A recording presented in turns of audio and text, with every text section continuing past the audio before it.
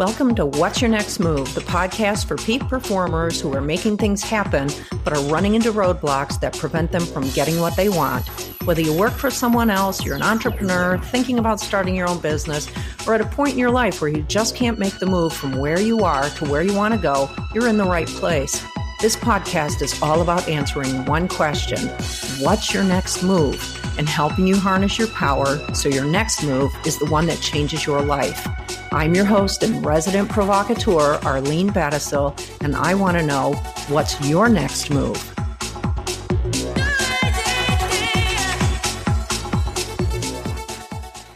Hi there, I'm Arlene Battishill, your host and resident provocateur, and I am thrilled to have my friend Rob Waddell on the show with me today. And Rob, thank you so much for joining me. Pleasure. Lovely. Can't wait to do this. I've been waiting for this for a long time, so Here we are with each other. You know what? I'm going to leave it to you to talk about what you're doing right now. You've got a pretty significant background in branding and marketing, and then we're going to get into talking about the major life-changing event and all of the fallout and the shitstorm that happened when it all happened to you. So, Rob, why don't you tell our listeners just a bit about yourself and your background? Yeah, sure. I'd love to. Could take some time, but we'll keep this brief. Okay, so I'm a strategic business and marketing coach. Right now, I'm specializing in helping clients. It's all about cutting through what they face as their business overwhelm and helping them get clarity. And it's all about generating profitable growth. Lots of people talk about growing a business, but for me, it's all about profit. So it's about how to grow your top line, but also manage your bottom line too. So what I do as a business coach is help the clients identify what their real issues are and then prioritize where to focus their energies, because sometimes they just don't know what to do first. Mm-hmm. And that not only improves the health of their business, but actually when they feel better about things, it has a major positive impact on them. So I'm also a little bit about the mindset, because I've always been an optimist. And when you're right in the middle of the shitstorm, sometimes you just can't stay positive. So it's the benefit that goes both ways. But for me, it's first to help them understand the strategy. You know, what are they doing? And then we get into the marketing of how you deliver it. So it goes through a 6-step process.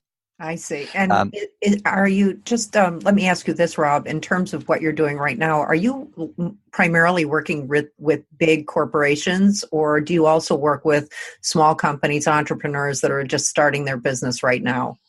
It's actually in between the two. I've transitioned. I used to do consulting and management work with big corporations and big companies, but now all of my coaching tends to be with individuals. Now, those individuals can be solopreneurs who may be recently started, or them that are trying to transition themselves. So it's working with people that have established what they're about, what they're doing. They've already got it off the ground, but perhaps they've got it to a point where they're now overwhelmed and they can't move it forward. So it tends to be small to medium-sized businesses or individuals. Okay, brilliant. And I've noticed that you've used the word overwhelm a few times in your introduction to yourself, and I'm going to definitely want to be focusing on that during our conversation. You know what? I know that there was a major explosion in your life, and I guess maybe it was of the caliber of an earthquake. And what I do on the show, as you know, is that the thing that interests me most is talking with people about the kind of life changes that they've gone through, or the transitions that they've experienced, either ones that were by choice or ones that were forced on them. And I think that most people, these life changes are forced on them because, you know, in general, people are not all that interested in changing. And so I know, because you're my friend, I know that you had a very major event in your life that had very dramatic consequences just rippling throughout your life. So why don't you share with me some of the detail of what happened and then what happened thereafter in terms of how the shitstorm rained down on your life, and then we'll get into what your next move was. Okay, so just a tiny preamble. Having spent 20 years working in branded organizations, you know, launching brands, managing brands, mainly in the food market, I went into a couple of smaller companies to learn how to run businesses rather than being part of a huge organization. And that kind of generated this entrepreneurial spirit that I always had inside me, but didn't quite know what to do about it. So I'd moved from large corporations where you could kind of hide in the corporate corner for 12 months and just keep your nose clean, to moving into a business where you were the front end of that business. And that gave me the confidence that I could do something on my own. Having made that change, and that was quite scary when you move from something which is quite comfortable, I then went out on my own, did some consulting for 12 months. And then, this is the crux, I then got into launching a brand new business, built it from the ground up, not only raising private equity investment, but also securing customers when we had no premises. So that was a fantastic time to get it up and running. However, at the point where we were 6 months in, we'd built the factory, we were starting to make stuff, and we were just about to supply, we got slapped with a writ, a high court order, which was trying to prevent us from trading. So when you've gone through 6 months of blood, sweat and tears, you've got the thing working, you've got the orders, you've got the customers, and you are running, to then literally have to defend yourself in court for 3 years solid. I worked it out before we spoke. It's over 1,000 days consecutively of living with being under a court order and having to deal with that while you're trying to run a business. So that was the first part of it. We carried on. We managed to carry on working through, and we worked for 3 to 3.5 years of not only trying to supply customers and build our business, but also defending ourselves at the same time. And anyone that's been through that will know, if you are a defendant in a lawsuit, you do not control the situation. It's all controlled by those that are bringing the action and the judgments at each stage. You can only respond. So you have no control. So that, in the first case, is quite a frightening thing. But you have to be on your mettle. Every single day of the year, Christmas Day, Boxing Day, New Year's Day, you are always thinking about it, and you're always trying to, get yourself prepared. So, 1,000 days of constant pressure. And then eventually, having been sued for millions, and it was millions, both personally and the business had to close. The business went into liquidation. We lost everything. We had to tell the employees that they no longer had jobs. And I was signing on at the dole queue, as we call it, signing on at the unemployment office. Oh, my God. Now, before we go along in the story, I want to ask you some things about this experience. Was it the case that during the 1,000 days, as you put it, that you were going through this constant pressure of the lawsuit and not having any control in that situation and not knowing what was going to happen, and the constant outlay of money for lawyers and so forth? Was it the case that the entire time that you were running the company and it was operating, was it the case that all of the revenue was going to pay for this lawsuit? No. We had insurance policies as part of setting the company up that at least we were able to pay some legal bills as we went. Hallelujah. So we would never have got through 3 years. We would have been dead from day dot. So we were fortunate that we had planned that part of it. Oh my God. And, that's such a great point for anyone who's starting a business, that, you never go into business assuming that someone's going to sue you, but you actually have to assume that when you go into business and take the necessary precautions, because if something does happen, you're going to be shit out of luck, and all that money's coming out of your personal pocket. So Now, during the time that you were running the business and you were going through this lawsuit, talk to me about what was happening to you emotionally as you were trying to continue running the business and feeling like, you're trying to build this business and grow it and turn it into something that was profitable and hopefully scale it to a point where one day you could sell it and, feel that you had done what you had set out to do, as is the case with most people who start businesses. There kind of is a vision for what you would like to see happen with it. Yeah. But here you are going through 3+ years of this constant pressure every day, and you've got to get up and go to work every day with this giant elephant in the room. So talk to me a bit about how you were managing all of the stress associated with this emotionally. Well, it's only now you can look back on it, and what I would say is, you don't manage it at all well, because you just don't know how that day is going to pan out. But my focus, and the way I look back on it now, is that there was only 2 things happening in my life, and that was the front end, which was positive sales, but got to get the orders out, got to do this, and it's all focused on delivering and making sure the customer was happy. And that's good, because it gives you focus, and you can absolutely get on with making decisions, and you can do the operational stuff, and it keeps you busy because you're doing that. The second part of it is that every spare minute you weren't doing that, you were thinking about, I've got to get that paragraph written for the legal defense. I need to make that point. What about this? And you are constantly trying to think about legal strategies of how things can be used to your positive advantage, or how to negate issues. Now, the issue with that is that consumes you. And the implication, and what I can safely look back and say now, is, my family I wasn't there.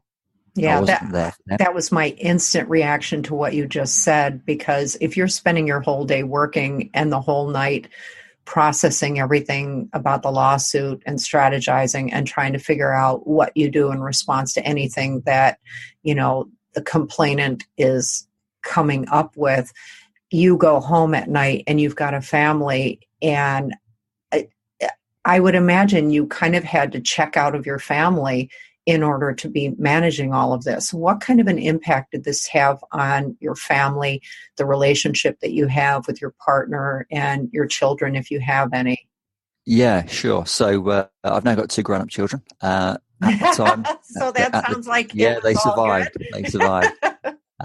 So I have to say, the reason I got through was because of my wife. She was brilliant. We were able to talk about the issues, and she was able to give as much as I would listen, which is the key thing, an outside perspective. And she's got a very sharp mind. So a lot of what we did was because of her input. So that was immense. And I didn't really appreciate that at the time, because it felt like a battle. Every day was a battle at home. My kids. Let me ask you that about what was happening with your wife.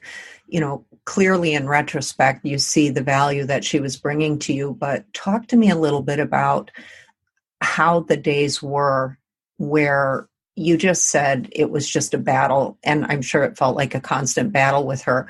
What kind of conversations were you having that left you feeling like this was a battle? Being told that there was a better way of doing things, and I wouldn't listen. Absolutely. When somebody, who's sitting on the sidelines, essentially, because she wasn't working in the business, I'm assuming, but, here you've got your spouse telling you there's a better way of doing things, and you're right in the middle of the shitstorm yourself. And I'm sure that you didn't appreciate hearing that. Is that fair to say? Yeah, absolutely. And she's got a far sharper mind than me, so I should have just listened. And well, let me ask you, the fact that you didn't want to listen to her, I don't think it's ever the case that we don't want to listen. It's more a matter of how it feels to have someone say to us, there's a different way or there's a better way. Because in a way, it suggests that the way that we chose was wrong, or that we've made a mistake, or that we've failed. Does any of that resonate with you? Yeah, absolutely. Because the deep lying thing now, and I've looked back at the way I am and the way I work through a business career, and that is, I've always been self-critical. A lot of people are self-critical, and you don't want somebody else to make you feel that you can't do it, and you take it more on yourself. And it's, how can I describe it? It's a case of saying, it's not that I didn't want to listen, but actually I knew a lot of what was being said. She was right, but I wouldn't admit that I was wrong. Because it's going to feel too critical, and it's so close to the bone that you're so tender as it is going through the experience. And, I have to wonder for anyone who, I had the same thing happen where, my partner at the time was just grinding on me the whole time about my business because, I launched it at the height of the recession, and it was all downhill from there until it was going back uphill about 6 or 7 years later. And, I can remember the constant fighting and the carrying on about this, and always feeling like I was being blamed for what was happening. And, of course, the other party is also feeling the stress and the anxiety and the fear of what all this means. Now, was your wife also working at the time, or was she a stay-at-home mom? No, working. So she was working. So the family's livelihood was not entirely dependent on your income. Is that correct? Well, mostly it was. Two things. The work that she was doing was not rewarded well at all. And it wasn't, she wasn't getting what she should have been getting in terms of just the type of work that she was doing. However, having said that, the stress and the issue is the fact that we're going to be homeless. Yeah. And that is the fear. That's the fear for everyone. Yeah, absolutely. Not having a roof over the head for your children, and the panic. You live with panic every single day. And how did you manage that? I don't know.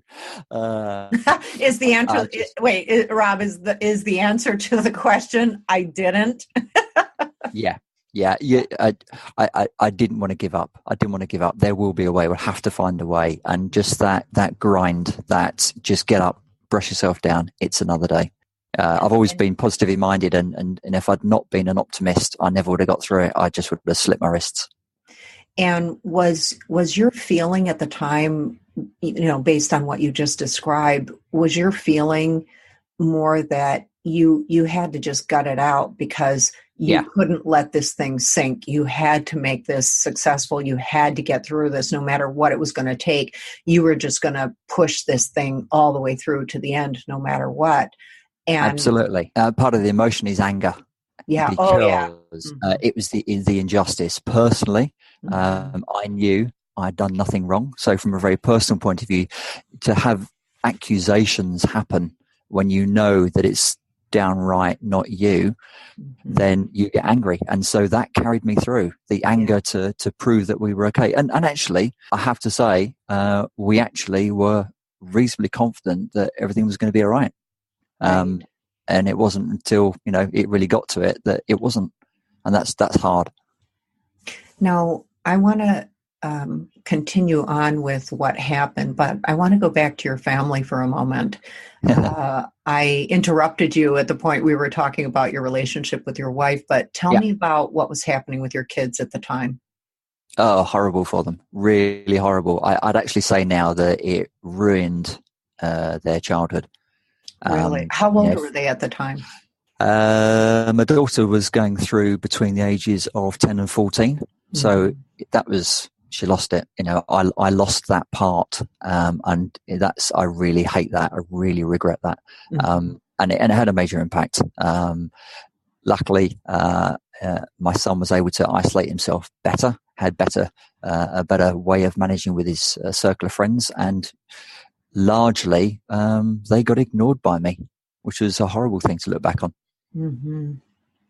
And did you ever have family conversations about what was going on? Yeah, we did. We've always been really, really open with our kids, and perhaps too open. A lot of people say we just told them too much. We actually put too much on them by sharing too much information. And, I would take that on the chin and say that's a lesson. Do you think that's true? Yeah, I think probably a bit too much. Yeah. So the question would be, okay, if you're not sharing that information with the kids, is there a chance then that the kids would have been picking up on it anyways And then Yeah. with no information, then they're left to make up their own stories about what's happening, which could have suggested to them that mommy and daddy are not okay. Maybe they're going to break up. Yeah, it's a judgment call, and you're right in the middle of the storm, and Mm-hmm. you can't take the judgment's time. You just do what you think is right, and we've Yeah. always been really open. So that was what we did, and Mm-hmm. frankly, now anyone says differently, that's their issue, not ours. Good for you. But it helps to be a bit removed from it so you have the perspective. But I'm sure you had no perspective while you were in the middle of it, huh? Nope. I Yeah, think you're right. absolutely. Okay, so let's move back into the story about you come to the end of this 1,000 days and you're thinking everything is going to be okay. You're running the business and, you may not have felt like there was light at the end of the tunnel, but you certainly did not expect to get hit head on by the train, which is in fact what happened. Yeah, and it's probably, in a 3.5 year period of time, it's probably only in the last, 6 months, 3 months that you could see things were then going to go off the rails. And then you just get that sick feeling in your stomach, really deep, sick feeling of panic. Right.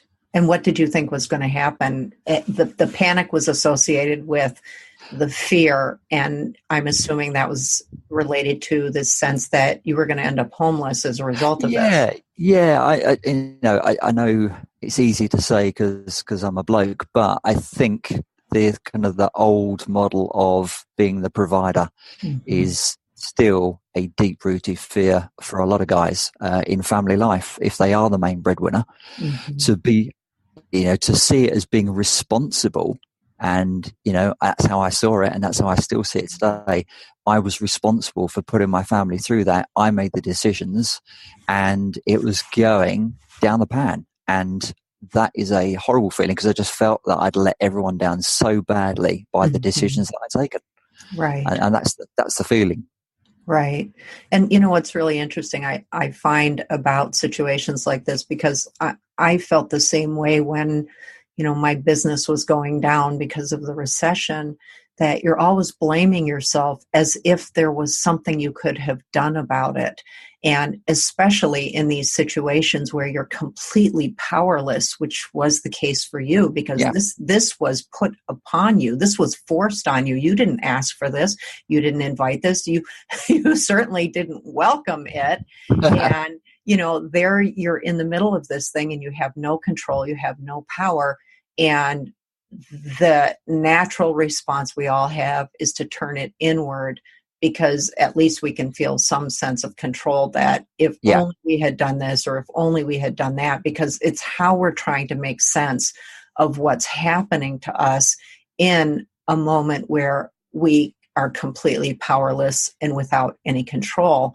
And was there a moment when you were going through this where you actually had a shift in how you were looking at this and feeling about it, where you really embraced the fact that this was not your fault? This had nothing to do with you, and you regained your power at any point? Or was it the case that when, the nail was in the coffin and everything was done and over, and you had to lay out those millions of dollars to settle that lawsuit, it was just, this was your fault all the way to the end and out of it?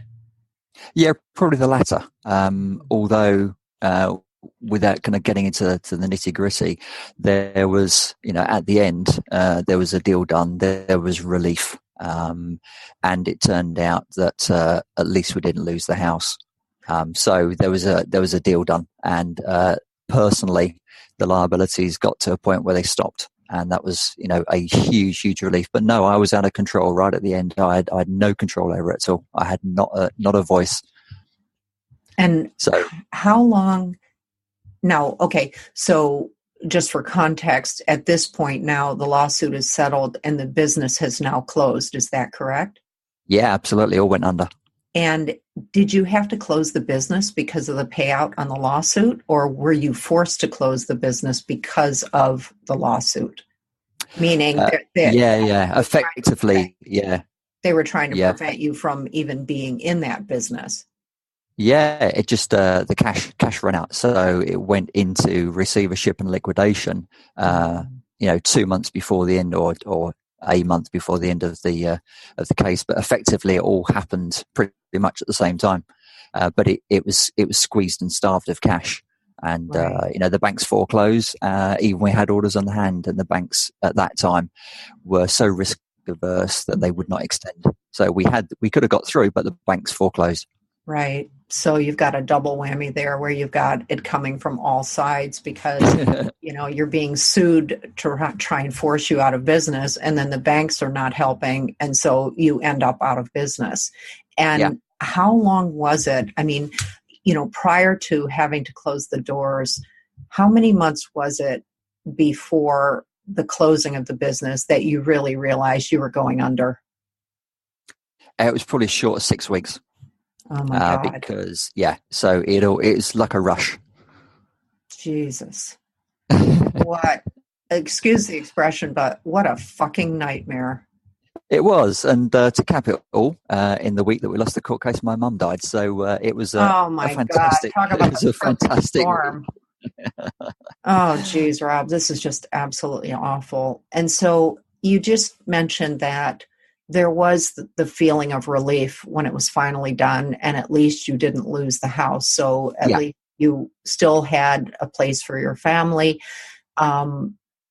What was going through your mind, and what were you feeling at the point that the business closed and it was now done?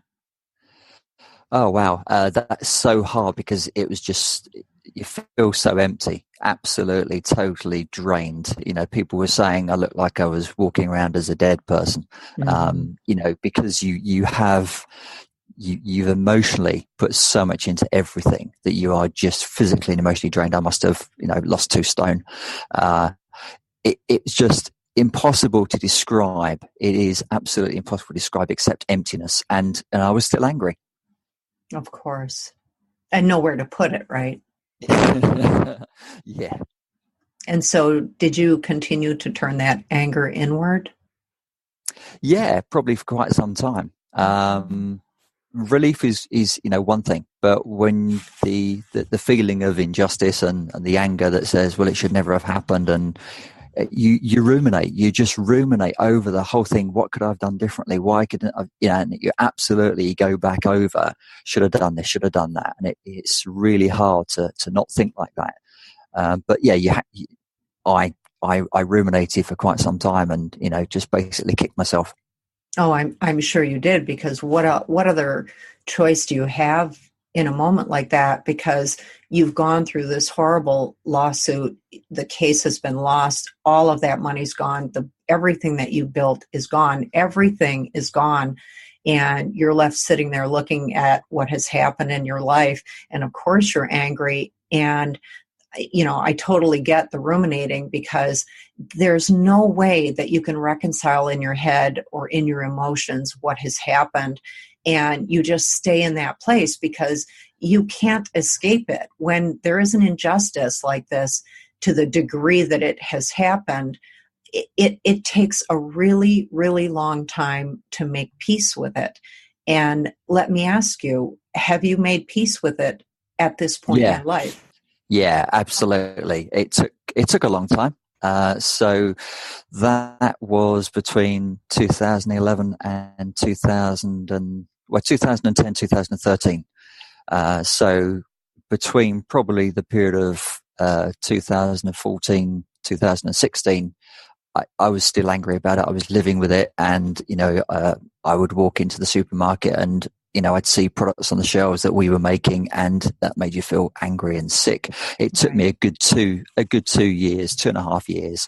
Now I'm chilled. I'm over it.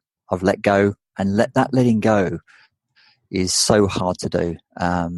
But I kind of took quite a long time. I learned a lot of lessons, and I learned a lot of things about myself, and owned up to a few things to myself. And it's probably only in the last 6 months that I actually now can talk positively about it. Whereas 18 months ago, it was still negativity. Mm-hmm. Got it.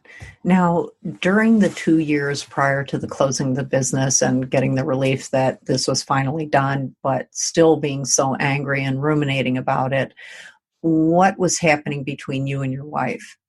Do you know what? It's really hard to pinpoint anything in particular. You just the answer is you just survive. You just get through, and you just take one day at a time. And it's really hard to put things into perspective until you're quite a long way past it. So now looking back on it, it is easier to say. Sure. She went out to work. I became a house husband. She paid the bills. I learnt and came to appreciate what millions of women do for their families. And I I really, really didn't like it. I kicked against it really hard. Of course you did. So I learned a lot about humility and about what a lot of women do and don't get the thanks for it. They really don't. And it's a big job. Yeah, absolutely. And let me ask you, on the flip side of all of this, how is it that your relationship with your wife actually survived all of this? What would you attribute that to? We've always tried to work through it and not give up on it. And, we've been at that point where you do give up on it. And, it's just trying to find a way. It's just being prepared. Just being prepared to try rather than just giving up. Right. That's beautiful. And the part that you said about that you had to own up to some things, tell me a bit about that. Probably admitting how arrogant I'd been, how pig-headed, how stubborn, and probably the biggest lesson that I've learned, and I can say this openly now, couldn't at the time, but probably the fact that what I used to do as someone in the workplace was look for other people to recognize me and for me to be recognized as good at what I did. And that's really difficult when you're going through that circumstances, because you have this, you try to put yourself in the position where other people looking at you get a particular image of you. It's how you want to project yourself. And actually my biggest lesson through the last 10 years is just be yourself and, learn that actually you are fine and people don't like you if they don't like you. But other people will like you. And, I struggled with that desire to want the recognition, and I don't want that anymore. I don't need that anymore, but I did at the time. Yeah, I totally get it. I mean, this is such a common story for people that, they're seeking things outside themselves. And, we could have a years long conversation about why it is that we all do that. And, the fact that you had enough perspective and insight into understanding, what your contributions were to, this situation having certain qualities to it that were not actually beneficial to you is really extraordinary, because most people don't have that insight because they're so defensive about what's happening. And a lot of it comes out of their own feeling of failure and not wanting to have to accept any responsibility for it, even as they're blaming themselves for everything. They don't want to accept any responsibility and just say,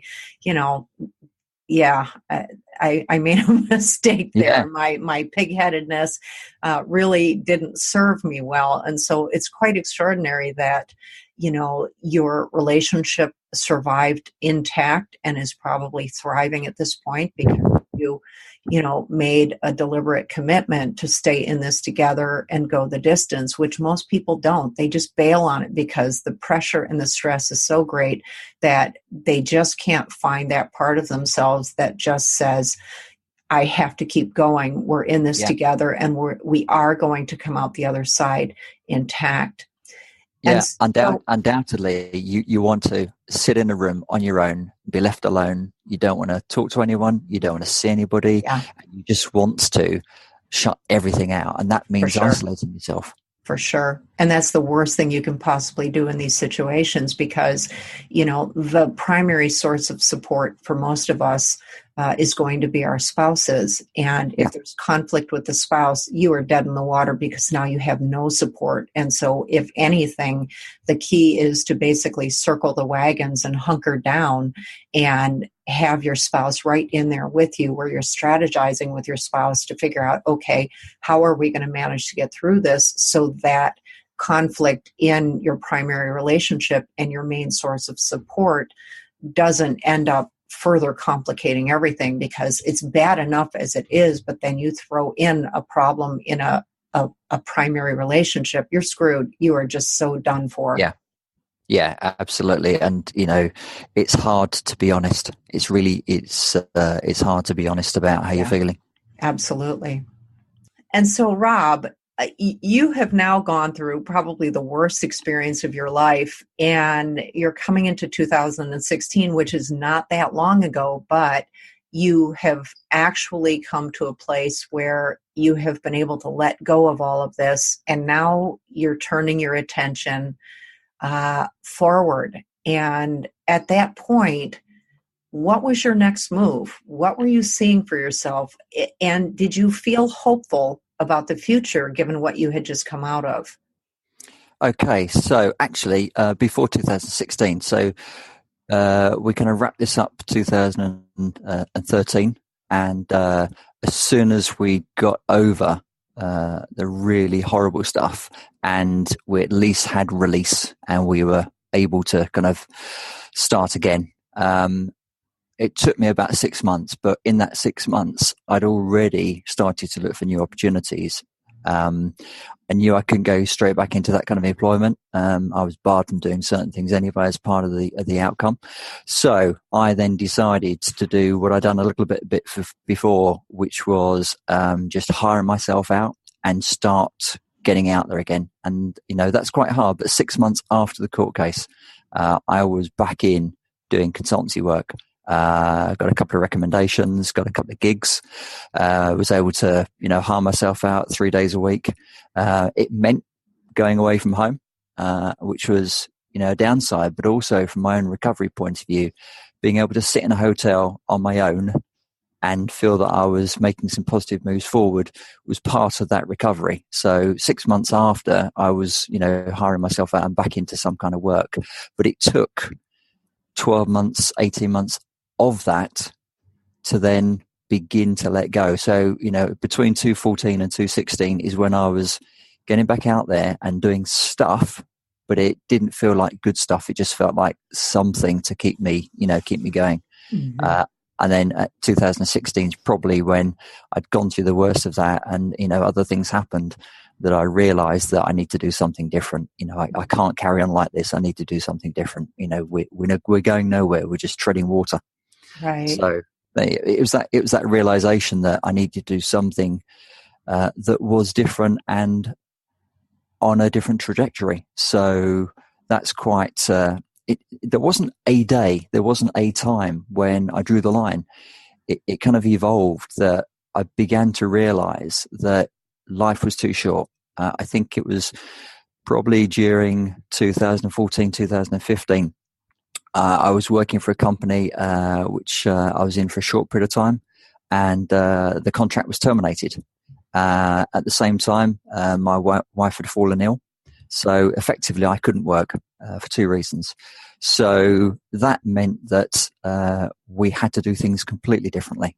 Mm-hmm. So I started to look at other opportunities, and it was that period of time where the dawning realization that we only get one life, that life is too short. People that I know of my age have died, and that's frightening. And we're worrying about so many small things in our life that it just wasn't so important. And even though we were really, really in a difficult situation financially, I began to be less stressed. I learned a lot about some mindfulness. Actually, my wife showed me a few ways of doing stuff. And I've begun to realize that actually the most important thing is I wake up every morning and I'm alive. and the sun comes up, and maybe it doesn't come up, but I'm breathing and I'm not ill. And it's that human spirit, but a lot of people just don't see it. And I guess I was just lucky that I was in a situation where I could see that, and someone was able to show me. Well, let me ask you something about that, Rob. Do you think that you came to that realization, or you woke up to that because of all that you had been through, and that you simply let go of all of what you were feeling about it so that you could clear the way for yourself to come to a place of feeling that you could just accept life and enjoy it and look forward and say, now is the time where I'm going to create the life for myself that I really truly want?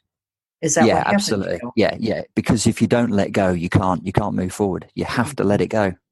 Right. And what did it feel like to you physically and emotionally at the point that you did let go? Well, as I say, it was more of kind of evolution rather than a Monday to Friday feeling. But it's less stressful. It's a weird thing to have less than you've ever had and to struggle to put food on the table. And I meant really, really struggling to find the money to buy the food. To actually be less stressed than when you were when I was earning six figures doing the corporate job. I laugh because I had the exact same experience. I just thought to myself, okay, why am I so much happier than I've ever been before? And I have so little. Yeah, absolutely. And I think it's what's important, because when you have nothing, when you really have nothing apart from your immediate family and the roof over your head, you just value things differently. Yeah. And actually then everything is positive. Yeah, it's amazing how that works, that when you lose everything, you think it's going to be the worst thing that ever happened to you. But in fact, it can actually be the best thing, because you've now stripped away all the shit that sort of blinds you to the source of real and true happiness in life. And generally, it is truly associated with our relationships. Yeah, there's a absolutely brilliant quote. I'm not sure if I can say it exactly right, but it's a J.K. Rowling, the author of Harry Potter. One of the quotes that I'll come to in a moment, but it's rock bottom was my solid foundation. Oh, I love that. I love that so much, because it really is. It is the point that you have everything stripped away and you move past the feeling of the utter shock and awe that you feel that all of your life has been ripped away from you, when in fact what has happened is that the blinders have been taken off, because we've been blinded by those six-figure paychecks. We've been blinded by all the things that we've consumed and acquired, and the illusion that we have about what constitutes a happy life. And then when the blinders are taking off, you can actually see life for what it is and all the opportunities that present themselves. And you actually approach life in a very different way. And you begin doing things in different ways. You reinvent yourself. You start doing the things that are about your joy and happiness and not about your responsibilities and obligations. And so at the point that you arrived at that awareness, now you're, I'm assuming, rejuvenated and energized by this growing awareness that your life could be anything you wanted it to be, because now you were at rock bottom. I mean, you can't go any lower than rock bottom. So it's all up, and it's not uphill. It's everything. The sky is the limit at this point, because you basically have a brand new empty canvas in which to paint your new life. And so what became your new life on that blank canvas? Yeah, it's really refreshing, and it's, like I said earlier on, I've always described myself as being an eternal optimist, and I am even to this day. It's because it's always something to look forward to, and being grateful for the little things in life, being a little bit of gratitude goes a huge way. And I think during kind of the 2015-16, we got into. I was late into it, got into social media in quite a big way. My wife set up a page as part of her own self-help. It'll be 3 years in July that was set up from zero. got to know a great guy. I have to take my hat off. There's a great guy called Steve Aitchison that's got a fantastic following. He's a fantastic heart-centered, 5 million people are following him on Facebook, and we just, came across him, and my wife set this page up, followed his plan, and Karen started writing, and I started creating the content, and part of that felt really good because we were able to put some stuff out there and get some feedback, and it was cathartic stuff. And that page is now 280,000 followers. Oh my God. It's gone from 0 to that in less than 3 years. And that teaches you a few things about the fact that there are people out there that you meet, strangers on social media, that have got more value in just a nice word here and there and a little bit of friendship in a really weird way, that actually it makes you feel so good about the fact that there are other people out there that are willing to help each other. And it's as simple as that. It really is as simple as that. So, that helped me to understand actually what I want to do. I want to give some stuff back. So I started doing a part-time evening course. I did a teaching qualification. I did some part-time hours at a college teaching 17 to 19-year-olds business. And I was just trying to show them that there are things in life that aren't important. And actually, you can do some theory stuff, but, apply it and be good and considerate to other people. And, I know it says a bit glib, and I'm not a touchy-feely person. I'm a bit, a bit stiff sometimes. But at the end of the day, just that freedom of the fact that you can make other people's day a little bit better just by sharing a good word or two. So we put posts out there and we get great feedback, and it's just a bit of daily inspiration. That's all it is. Nothing more than that. Right. And do you have a plan for what you want to do with that big following that you have? Well, effectively, it's my wife's page, and that's down to her. I'm there to kind of do the content and manage stuff, but it's not monetized yet. We will, take that as and when it's the right time to do it. But that's not the focus right now. Right. So that's the side. That's what I do in my spare time. And what are you doing now? Obviously, you have your consultancy business, and this is where we get into the word overwhelm, of which now that you've shared your story with me, I think that I don't think it's a stretch for me to suggest that you have an intimate understanding of the overwhelm. So talk to me a bit about how you've come. Well, I can understand how you've come to a place where you can coach people who are dealing with overwhelm in their life, be it their business or their personal life.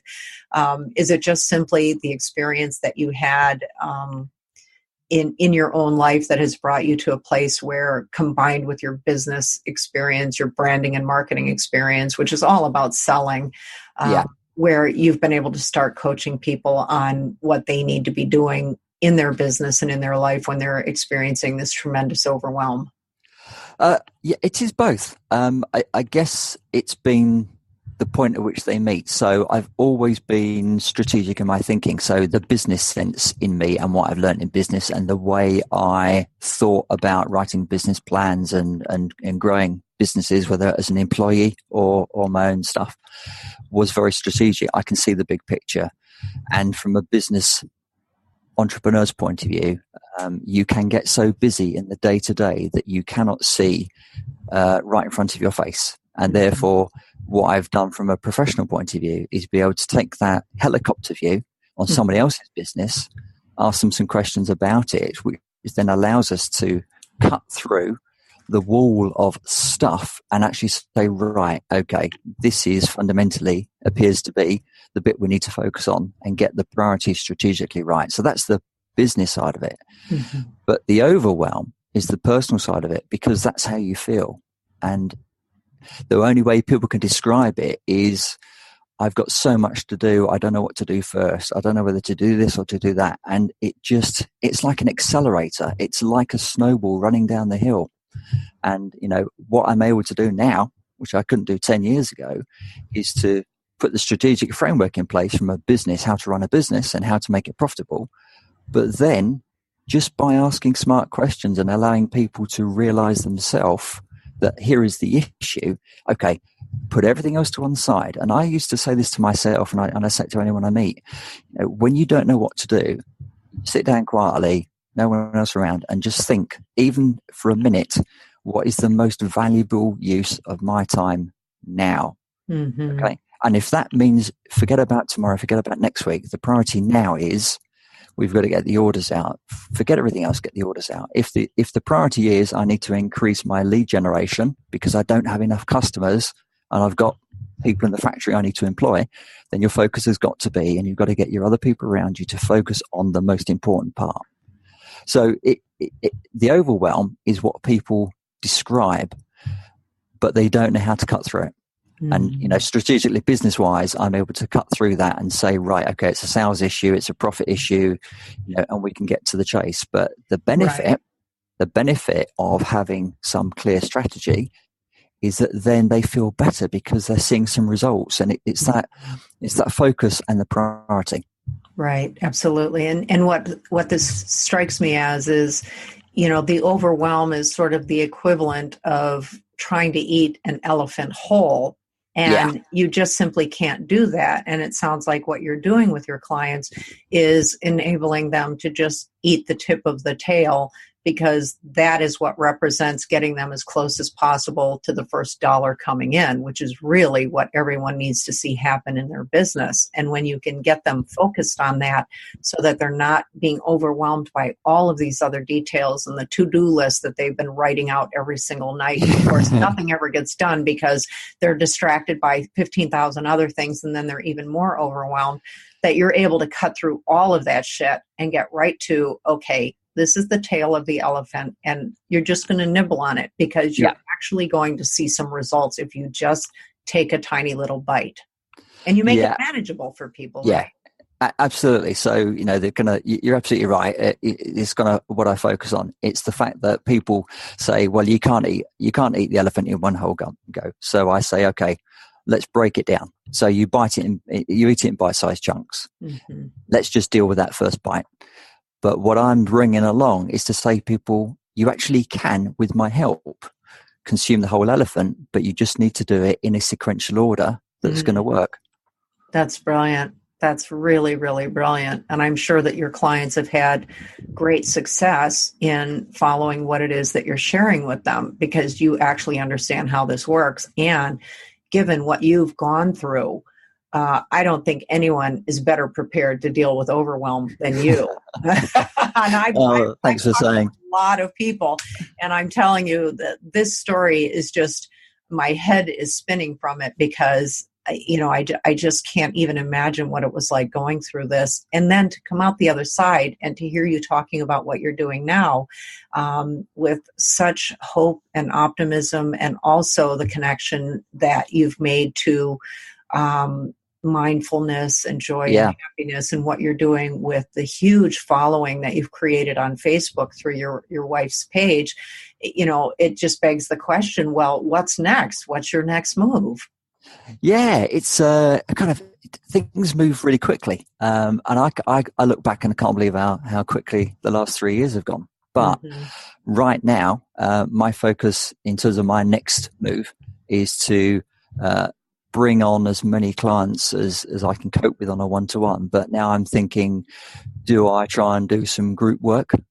Because that means that more people can access and I can help more people. Mm-hmm. So I'm currently, I'm not ready right now, but I think I'm at the stage where the next move for me will be to try and open up my program to say, okay, rather than just one-to-one, can I do it with a group? Can I do some group coaching where actually other people can help each other? Because it can be exhausting. You can't do it all on your own, but if there are 6 or 8 people that are interested in what I can do, then they can help each other as well as me guide them. So that's probably my next move. Right. And are you thinking that you may expand into doing live events? Do you know what? I used to love being on stage and presenting to 200 sales guys and doing the big show and tell.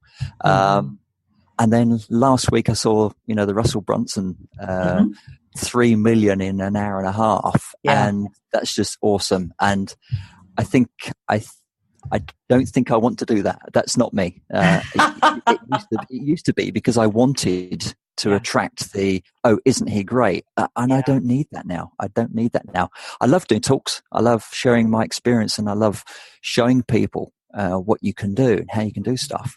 But if somebody invited me, I'd do it. I know I would. Sure. But I'm not chasing it. I'm not chasing the show and tell. Yeah. And that's, what that really speaks to is how much you've grown throughout this whole experience, and discovering what is truly important to you, and letting go of this thing of needing people to see you in a certain way, which means you've taken the mask off. Yeah, it's now feels good. Sharing some of your innermost feelings. I used to worry about what people would think of me, and now I don't care. Beautiful. Oh my God. If there was ever a way to end an hour with a guest, it's saying, I just don't care. How magnificent. I mean, isn't that what we all want at the end of the day? To be able to live a life where we don't have to care about all of these other things that have kept us trapped in life. And you've now arrived at a point where you can say, I don't care. It doesn't matter, because that's not who I am. Yeah, I've let go of that bit of it, and it feels really refreshing. Absolutely beautiful. So thank you for saying that. Yeah, for sure. It's just really extraordinary to hear you talk through this entire experience that you've had and where you ended up.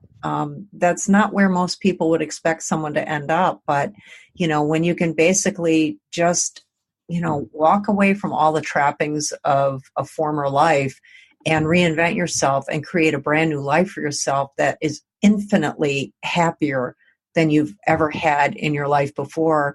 Walking through the fire is not necessarily a bad thing. It's certainly, it's painful as all get out while you're in the middle of it. But when you're out of it, you come out the other side and you have some perspective, and the healing is fully underway or complete as best it can be or ever is.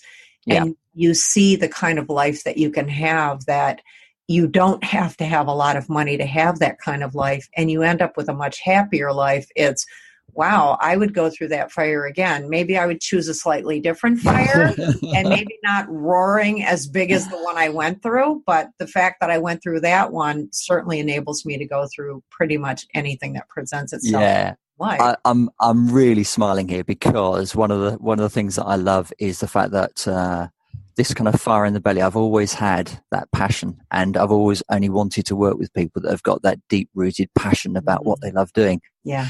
And one of my images is like a dragon with fire all around. So people have got a huge amount of passion, and they can do so much with it, and be grateful for being alive every day and do something with that passion. Yeah, it's beautiful. What an incredible image, and it's so powerful. The fire-breathing dragon. It's magnificent. Well, if you were to share any last thoughts with our listeners, people who are going through, I can't say similar tough times, because I don't know many people who go through what you just described.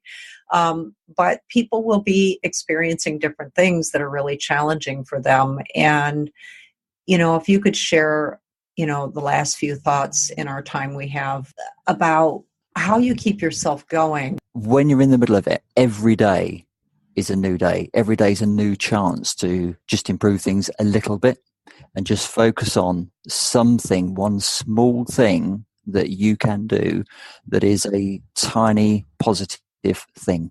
Because one small positive thing at the beginning of the day, even just a positive thought, it can transform your day. If you wake up with a feeling of negativity and you just get consumed by it, your day is going to be a bad day. Mm-hmm. And the sun will come up tomorrow. Beautiful. I love that. Well, Rob, this has been really magnificent. And for all of the people listening, if they would like to reach out and contact you, can you share with them where they can reach you? Yeah, sure. Probably the easiest way is the name AMC for Growth. So it's number 4, AMC number 4 growth.com. And I have a schedule there. People can book in some free time. We can have a discovery call and see if the fit's good and see if I can help people. Oh, brilliant. Well, this has been really lovely, and I so very much appreciate you sharing with me and our listeners the richness of your experience. I'm going to be thinking about this long after we finish our time together, and I just want to thank you again so much for spending this time with me. I really appreciate it. No, listen, it's been an absolute pleasure. And I hope that if there's, some tiny thing that somebody else can take out of this, then great. I'm happy to help. Well, I'm sure that that's going to happen with many, many people. So I thank you. I will look forward to talking with you offline. And for all our listeners, whatever you're going through in life right now, as I always wrap it up, what's your next move? I'm Arlene Battishill. Thanks so much for listening. I'll be back with another episode. Welcome to What's Your Next Move, the podcast for peak performers who are making things happen, but are running into roadblocks that prevent them from getting what they want. Whether you work for someone else, you're an entrepreneur, thinking about starting your own business, or at a point in your life where you just can't make the move from where you are to where you want to go, you're in the right place. This podcast is all about answering one question: what's your next move? And helping you harness your power so your next move is the one that changes your life. I'm your host and resident provocateur, Arlene Battishill, and I want to know, what's your next move?